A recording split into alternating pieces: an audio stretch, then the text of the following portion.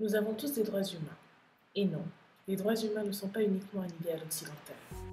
La Charte africaine des droits de l'homme et des peuples reconnaît que tous les individus et communautés ont des droits. Elle dit que nous avons toutes et tous le droit à la vie, la santé, la famille, une égale protection de la loi, un procès équitable, à l'éducation, de pratiquer librement une religion, manifester, s'exprimer et tellement plus encore.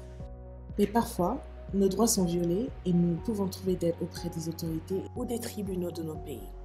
Vers qui se tourner alors? Lorsque notre État a échoué, la Cour africaine des droits de l'homme et des peuples est notre dernier recours pour obtenir justice et réparation. La Cour africaine a été créée pour protéger et promouvoir les droits reconnus dans la Charte africaine et les autres traités sur les droits humains. Elle est basée à Arusha, en Tanzanie, et elle est composée de 11 juges indépendants et impartiaux issus d'un peu partout sur le continent. Quand la Cour reçoit une plainte portée à l'encontre d'un État, elle demande à l'État concerné de répondre.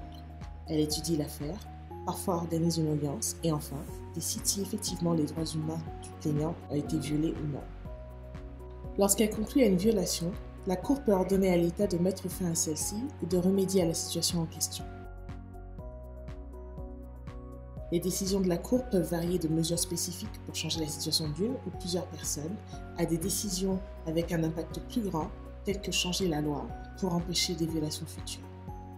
Cependant, la Cour africaine peut recevoir notre plainte uniquement si l'État où nous résidons a ratifié le protocole établissant la Cour et a fait une déclaration additionnelle autorisant les individus et les ONG à déposer des plaintes directement à la Cour.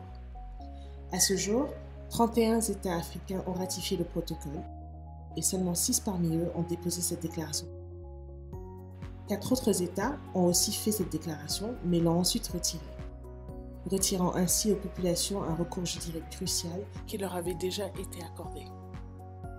Tous les États membres de l'Union africaine devraient ratifier le protocole établissant la Cour africaine des droits de l'homme et des peuples et faire une déclaration 34.6 autorisant l'accès direct des individus et ONG à la Cour. Cela permettrait aux individus et aux ONG de demander justice et réparation quand leurs droits sont violés chez eux. Les droits humains sont pour tout le monde. Il est temps de protéger la Cour africaine pour qu'elle puisse continuer à le protéger.